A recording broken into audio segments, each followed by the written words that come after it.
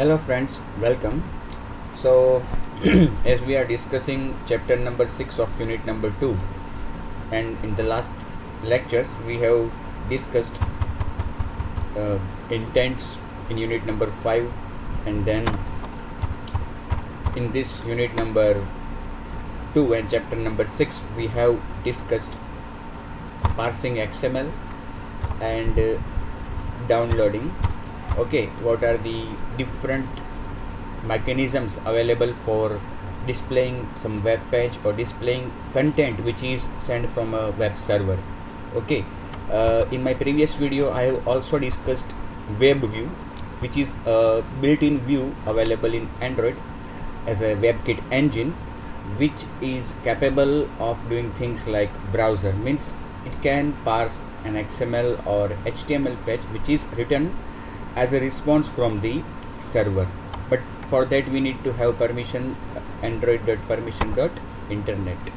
Okay, now we will see another mechanism available in Android for downloading. Okay, it may happen frequently that in our application if our application is fetching data from some server which is our server, or a server on which our web application is hosted, or we are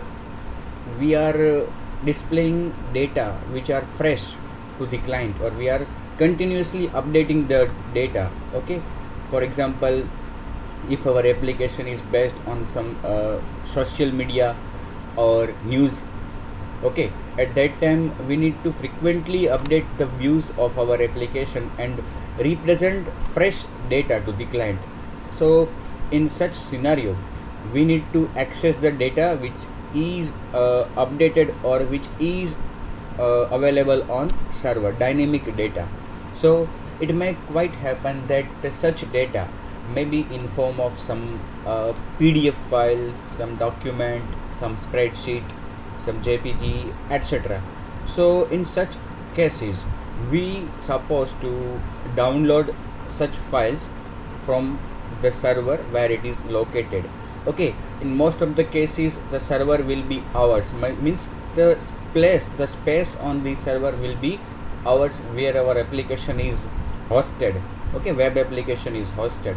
So कहने का मतलब कि हमारी application में हमें कई बार ये ज़रूरत पड़ सकती है कि हम क्लाइंट को फ्रेश डेटा प्रोवाइड करें. फ्रेश मतलब कि जैसे कि न्यूज़ से जुड़ी कोई, समाचार से जुड़ी कोई एप्लीकेशन है तो उसको हम कंटिन्यूसली अपडेट करना चाहेंगे. हम कोई गेम या कोई स्पोर्ट से जुड़ी एप्लीकेशन है जैसे कि क्रिक बज़, तो क्रिकेट से रिलेटेड एप्लीकेशन है क्रिक बज़, तो उसमें कंटिन्यूसली स्कोर अपडेट होता है. तो इस तरह की बहुत सारी एप्लीकेशंस बन सकती है, और आपकी एप्लीकेशन भी ऐसी है कि जिसमें आपको डेटा कंटिन्यूसली अपडेट करना है, तो आपको फ्रेश डेटा एक्सेस करना है जो आपके वेब सर्वर से सेंड हो रहा है. बट कुछ केस ऐसे भी होंगे कि वो डेटा जो आपको मिल रहा है वो किसी फाइल के स्वरूप में होगा, तो उस फाइल को आपको डाउनलोड करना पड़ेगा. जैसा ही आपका ब्राउज़र, मतलब कि कंप्यूटर में जो काम हमारा ब्राउज़र करता है कि जब किसी सर्वर को हम एक्सेस करते हैं, सर्वर का वेब पेज हम शो करते हैं, तो वहाँ पे कुछ PDF फाइल्स या डॉक्यूमेंट्स, JPG वगैरह होता है, उसको हम डाउनलोड करते हैं अपने कंप्यूटर के ब्राउज़र के ज़रिए. उसी तरह से हमारी एप्लीकेशन में भी कुछ फाइल्स हमें डाउनलोड करके क्लाइंट को बतानी है, और वो फाइल्स ऐसी है कि जो कंटिन्यूसली सर्वर पे अपडेट होती रहती है. जैसे कि आप कोई सेल्समैन है और आपके पास आपको अपनी कंपनी ने कोई मोबाइल डिवाइस दिया है या टैबलेट दिया है. ओके, उसमें आप जहाँ पे भी जाते हो मार्केटिंग करने के लिए या सेल करने के लिए, तो वहाँ पे आप उसको डायनेमिक रिपोर्ट डिस्प्ले करना चाहते हो प्रोडक्ट का या फिर सेलिंग का, वॉटएवर. तो वो जो अपडेट रिपोर्ट होगा वो कहाँ पे होगा? सर्वर पे होगा, और आपको मतलब कि सेल्समैन को, जो यूज़र है, उसको वो डाउनलोड करके डिस्प्ले करना है. तो उसके पास ऐसी एप्लीकेशन होनी चाहिए कि जो डाउनलोड कर सके.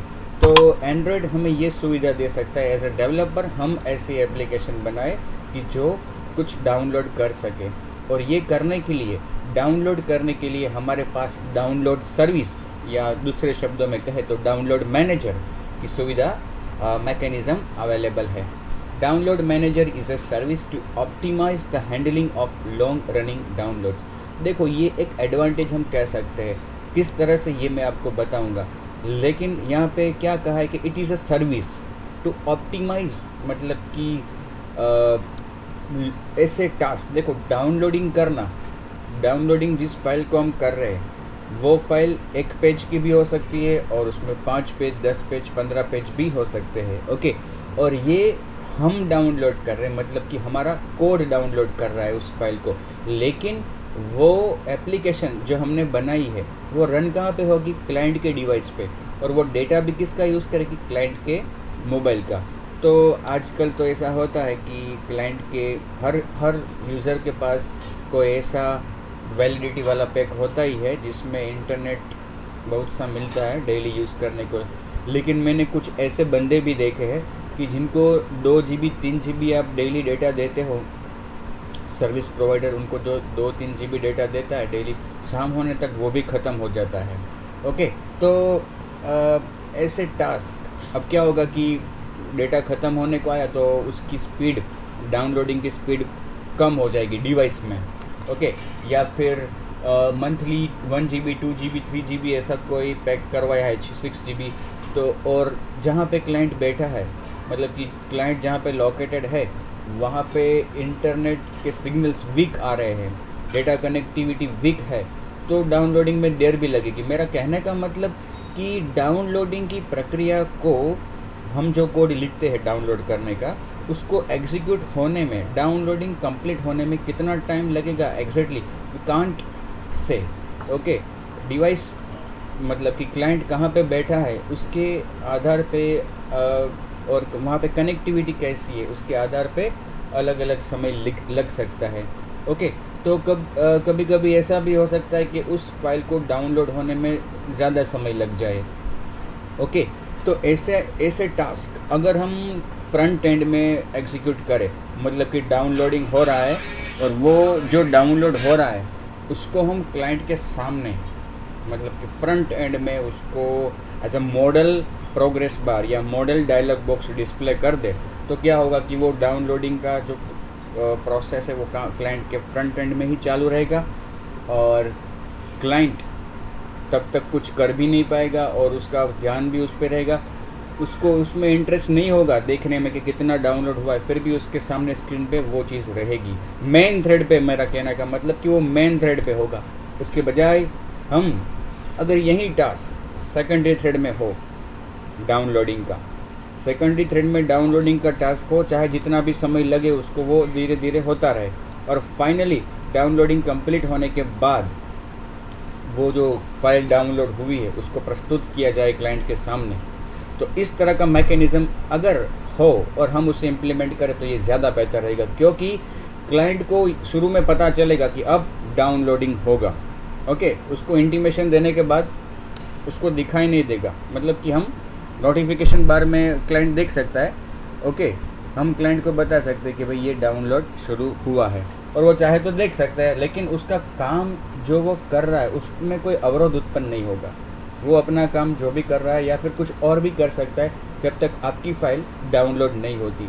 तो ये एक अच्छा मैकेनिज़्म है डाउनलोड मैनेजर की, जो ऐसे लॉन्ग रनिंग टास्क को ऑप्टिमाइज़ करता है जिससे क्लाइंट का ज़्यादा समय और आपकी एप्लीकेशन का रिस्पॉन्स टाइम ज़्यादा ना हो।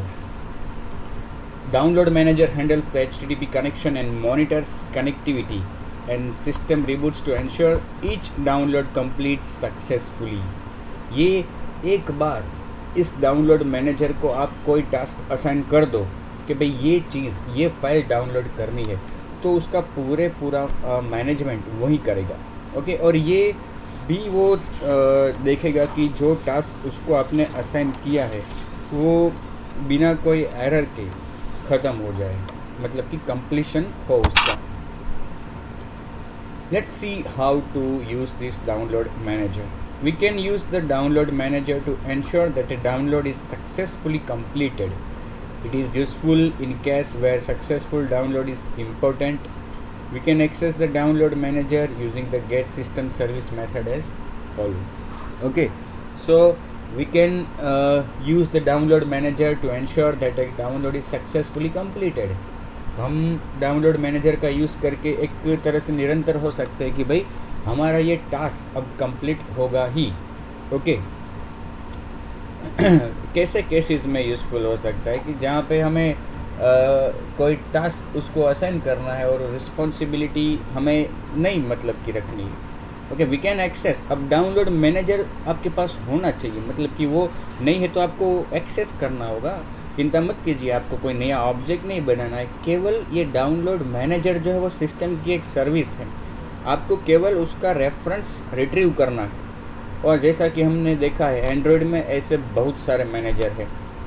SMS मैनेजर, टेलीफोनी मैनेजर, फिर अलार्म मैनेजर. ओके, तो ऐसे तो बहुत सारे लोकेशन मैनेजर, सेंसर मैनेजर, ऐसे तो बहुत सारे मैनेजर्स हैं.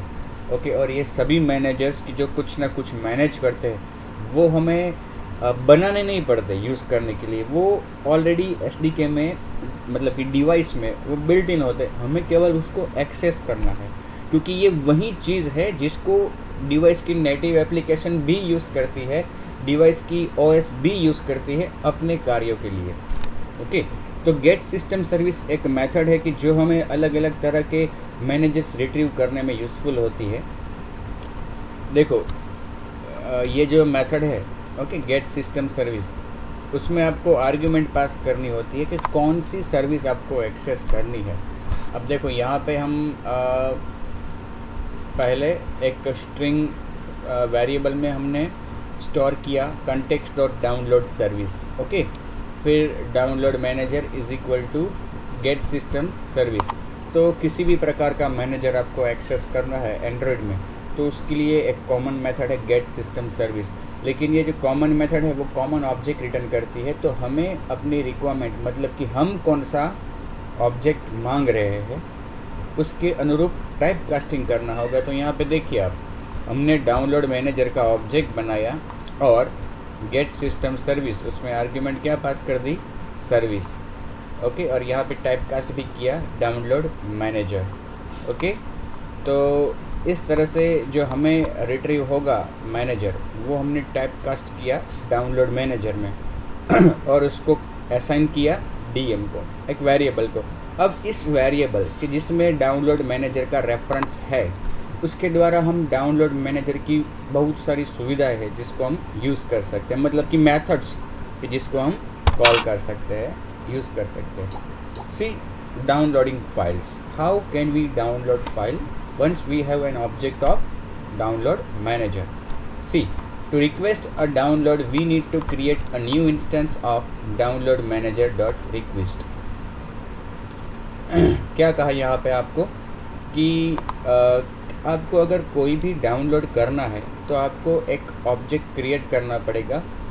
कौन सा object, download manager dot request. Okay, download manager तो है ही सर्विस, उसका एक नेस्टेड क्लास या इनर क्लास है रिक्वेस्ट. ओके, उसका ऑब्जेक्ट आपको क्रिएट करना होगा और उसको आपको मेंशन करना होगा URI कि कौन सी फाइल, मतलब कि जिस फाइल को आप डाउनलोड करवाना चाहते हो उसका URI यहाँ पे आपको मेंशन करना पड़ेगा. Next we need to pass this instance to NQ method. अब देखो सबसे पहले आपको डाउनलोड मैनेजर का डाउनलोड मैनेजर डॉट रिक्वेस्ट का ऑब्जेक्ट बनाना है. फिर ये जो रिक्वेस्ट का ऑब्जेक्ट आप बनाओगे उसी समय पे आप उसको एक URI दोगे. ओके, उस URI के द्वारा ये रिक्वेस्ट ऑब्जेक्ट इनिशियलाइज होगा और फिर इस रिक्वेस्ट ऑब्जेक्ट को आपको डाउनलोड मैनेजर के ऑब्जेक्ट के द्वारा रिक्वेस्ट करना है, मतलब कि डाउनलोडिंग की रिक्वेस्ट करनी है. उसके लिए कौन सी मेथड है, NQ मेथड. कौन सी मेथड है, NQ. देखिए यहाँ पे कोड स्निपेट दिया है. सबसे पहले सपोज हमने एक URI ऑब्जेक्ट बनाया URI.parse, वहाँ पे डबल कोट्स में एक्चुअली ये चीज़ आएगी. ओके, यहाँ पे मैंने डबल कोट्स नहीं किए लेकिन ये डबल कोट्स में आएगी. पूरा एक URI दिया है एक PDF फाइल का कि जो सर्वर पे अवेलेबल है. तो ये जो URI बना उसके ऊपर से मेरे पास जो डाउनलोड मैनेजर का ऑब्जेक्ट यहाँ पे बना है DM. ओके, अच्छा, उसके द्वारा DM dot request, request is equal to new request, और उसमें रेफरेंस कौन सा दिया, URI। अब डीएम मतलब कि download manager dot NQ, NQ मतलब कि क्यों, क्योंकि एक्चुअली क्या होता है, ये डाउनलोड मैनेजर जो है वो सिस्टम की एक सर्विस है जिसका हम इस्तेमाल करने वाले हैं। तो ऐसा तो नहीं है कि भाई ये डाउनलोड मैनेजर का यूज़ केवल हम ही करेंगे या अभी हम ही कर रहे हैं, कोई और भी कर रहा है, मतलब कोई और एप्लीकेशन भी शायद डाउनलोड कर रही है, सिस्टम भी कुछ अपडेट्स कर रही है। तो हर जगह पे मतलब कि जो डिवाइस है उस डिवाइस में कोई भी एप्लीकेशन, इवन ऑपरेटिंग सिस्टम भी कुछ भी डाउनलोड करना चाहती है तो वो इस डाउनलोड मैनेजर का ही यूज़ करेगी। लेकिन एक समय पे तो एक ही डाउनलोड होगा, तो क्या होगा कि जब एक से ज़्यादा डाउनलोडिंग की रिक्वेस्ट होगी तो उन सबको क्यू में रखा जाएगा और फिर डाउनलोड मैनेजर 1 बाय 1 सबको डाउनलोड करेगा। तो यहाँ पे जो मेथड है वो एक्चुअली एनक्यू मेथड, ये मेथड क्या करती है कि आपकी जो ये रिक्वेस्ट है डाउनलोडिंग की, आपकी ये डाउनलोडिंग की जो रिक्वेस्ट है उसको वो क्यू में रख देती है। तो जब ही टर्न, जैसे ही टर्न आता है उसको वो डाउनलोडिंग करना शुरू कर देगी। ज़्यादातर केस में तो तुरंत ही डाउनलोडिंग हो जाएगा, क्योंकि हर बार तो ऐसा नहीं होता कि डिवाइस में कुछ ना कुछ डाउनलोड हो रहा है। लेकिन मेरा कहने का मतलब कि ये आपकी एक रिक्वेस्ट है जिसको आप क्यू में रख रहे हो डाउनलोड करने के लिए। After calling the enqueue method, see एक और चीज़ आपको यहाँ पे बता दूँ कि जब हमने क्यू में रखा तो उसकी ये एनक्यू मेथड जो है वो एक रेफरेंस रिटर्न करेगी एज ए लॉन्ग वैल्यू, कि जो आइडेंटिफायर बनेगा इसका, मतलब कि बहुत सी चीज़ें डाउनलोड हो रही है तो कंप्लीट होने पर ये डाउनलोड कंप्लीट हुआ तो हमें कैसे पता चलेगा कि ये जो अभी, क्योंकि जैसे डिवाइस में डाउनलोडिंग कंप्लीट होता है तो कुछ नोटिफिकेशन दिया जाता है कि डाउनलोड कंप्लीट, वो नोटिफिकेशन हम चाहे तो हमें भी मिलेगा, लेकिन हम कैसे आइडेंटिफाई करें कि वो जो डाउनलोड कंप्लीट हुआ है वो हमारा रखा गया डाउनलोड कंप्लीट हुआ है। तो जो डाउनलोड कंप्लीट हुआ है उसमें एक रेफरेंस होता है, जब शुरू हुआ तब वो रेफरेंस असाइन हुआ और कंप्लीट होने के बाद उस रेफरेंस के द्वारा हम आइडेंटिफाई कर सकते हैं कि क्या ये जो डाउनलोड हुई है फाइल उसका रेफरेंस नंबर और हमने जो रेफरेंस नंबर शुरू में दिया था वो दोनों सेम है, इसका मतलब ये जो डाउनलोड हुआ है वो हमारा हुआ है। तो ये जो रेफरेंस नंबर है मतलब कि आइडेंटिफिकेशन, उसको आप एनक्यू करते वक्त स्टोर कर सकते हो, जिससे डाउनलोड ख़त्म होने के बाद आप वापस मैचिंग कर सकते हो कि क्या ये जो डाउनलोड ख़त्म हुआ है वो मेरा है या नहीं। After calling the enqueue method, download will start as soon as connectivity is available. The return value of this method can be used in future to query on the download. जैसा कि मैंने बताया कि ये जो एनक्यू मेथड है उसकी return value को हम इन फ्यूचर यूज़ कर सकते हैं क्वेरी करने के लिए कि जो डाउनलोड ख़त्म हुआ वो कौन सा है, कौन से एप्लीकेशन का, मतलब कि हमें दिलचस्पी नहीं है जनरली कौन सी एप्लीकेशन का है, लेकिन हमारा है या नहीं उसमें हमें दिलचस्पी होगी। The request object has many useful methods which can add value to our connection. और रिक्वेस्ट ऑब्जेक्ट की ऐसी बहुत सारी मेथड्स है कि जो हमें यूज़फुल हो सकती है। देखिए methods of request, add request header, मतलब कि रिक्वेस्ट करते वक्त उसमें हम कुछ हेडर्स भी ऐड कर सकते हैं। अगर आपने PHP एडवांस जावा पढ़ा है तो आपको शायद याद होगा कि हेडर्स क्या है। It is one additional information like cookie, mime type, author etcetera, host, set mime type, मतलब कि जो डेटा, मतलब जो फाइल डाउनलोड हो रही है या हम जो रिक्वेस्ट कर रहे हैं उसका प्रकार क्या है। देखो जितने भी पॉसिबल टाइप्स है फाइल के उन सब को एक माइम टाइप दिया गया है, एक माइम कोड दिया गया है।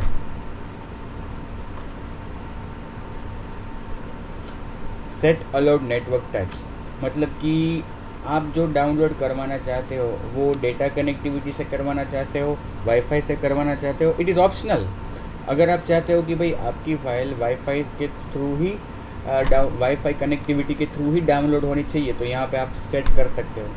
सेट अलाउड ओवर रोमिंग, अगर आप डेटा कनेक्टिविटी के द्वारा डाउनलोड करते हो और क्लाइंट का डिवाइस अभी रोमिंग में है तो हो सकता है कि उसको इस कनेक्टिविटी का, इस डाउनलोड का चार्ज ज़्यादा लगे, तो आप ये तय कर सकते हो कि अगर वो रोमिंग में है, क्लाइंट अगर रोमिंग में है, तो हम डाउनलोड करवाना चाहते हैं या नहीं।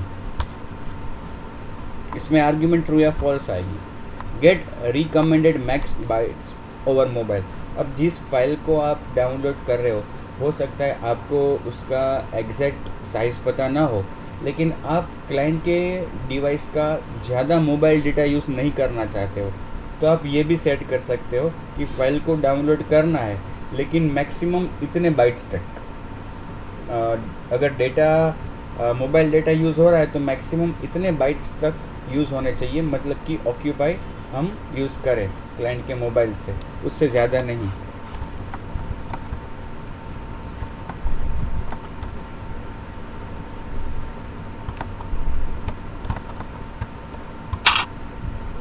Ensuring download completion. देखो मैंने आपको भी बताया थोड़ी देर पहले कि डाउनलोड कंप्लीट होने पर हमें भी पता चल सकता है कि डाउनलोड कंप्लीट हुआ है, ओके।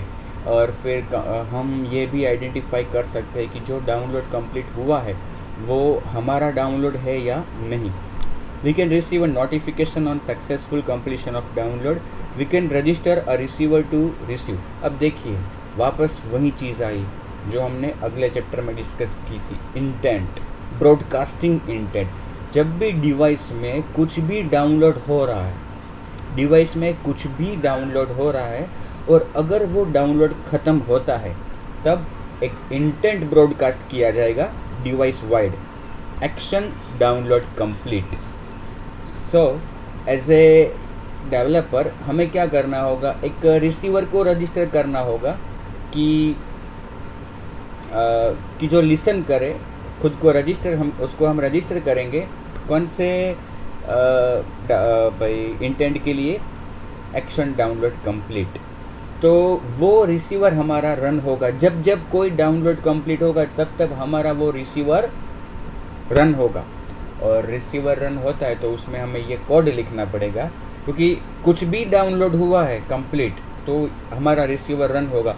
तो उसमें हमें ये आइडेंटिफाई करना होगा कि डाउनलोड तो कंप्लीट हुआ है, लेकिन क्या हमने जो शुरू किया था वो डाउनलोड कंप्लीट हुआ है या कुछ और डाउनलोड हो रहा था डिवाइस में या शुरू हुआ था वो कंप्लीट हुआ है।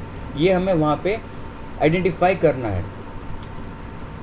करना ज़रूरी नहीं है, लेकिन करने से एडवांटेज क्या है, देखो एक तो वो डाउनलोड आपने शुरू किया है, उस फाइल को आपने डाउनलोड करना शुरू किया, क्यों? क्योंकि वो फाइल डाउनलोड होने के बाद आप उसको ओपन करके क्लाइंट को डिस्प्ले करना चाहते हैं, ओके। एक चीज़, अगर वो आप डिस्प्ले करना नहीं चाहते हो कोई बात नहीं, लेकिन डाउनलोड ख़त्म होने के बाद हम क्लाइंट को कुछ इंटीमेशन देना चाहते हैं, इन्फॉर्मेशन देना चाहते हैं कि भाई ये डाउनलोड हो चुका है, तो वो हम दे सकते हैं, लेकिन हमें पता चले तब, ओके। तो ये इंटेंट के द्वारा, इस इंटेंट को रिसीव करने के लिए रिसीवर बनाने से हम क्लाइंट को इन्फॉर्मेशन दे सकते हैं, उसको इत्तला कर सकते हैं कि भाई हमारा जो डाउनलोड हमने शुरू किया था वो कंप्लीट हो गया, क्योंकि शायद हो सकता है कि ही और C is waiting for the download to be completed, और अगर उसको हम सामने से बताएंगे तो उसको अच्छा लगेगा, ओके। अब देखो ये जो इंटेंट ब्रॉडकास्ट होता है उसके साथ आपको तो आइडेंटिफाई करना होगा कि कौन सा ये डाउनलोड ख़त्म हुआ है। तो वो देखिए यहाँ पे लिखा है, the above action also include an extra download ID which contains the ID of the download that has completed. तो ये इंटेंट जो ब्रॉडकास्ट होता है, आपको पता है कि इंटेंट को हम जब सेंड करते हैं, हम जब पास करते हैं, तो उसमें एडिशनल पीस ऑफ डेटा, हाँ, एक्स्ट्रा पीस ऑफ इंफॉर्मेशन भी रख सकते हैं।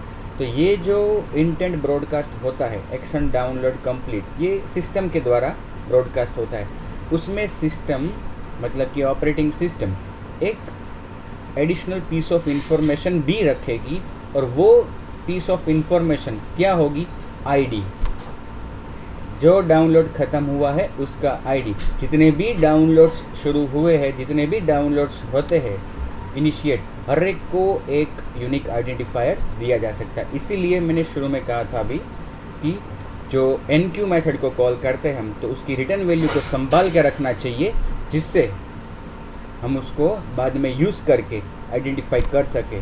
ये कौन सा डाउनलोड ख़त्म हुआ है।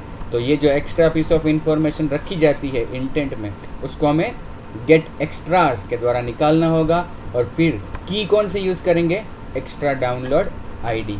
तो रिटर्न मिलेगा हमें वो लॉन्ग वैल्यू। देखो यहाँ पे एक कोड स्निपेट दिया है, मैं प्रैक्टिकली भी आपको बताऊंगा, लेकिन यहाँ पे आप लोग कोड स्निपेट देखो। Intent filter, new intent filter.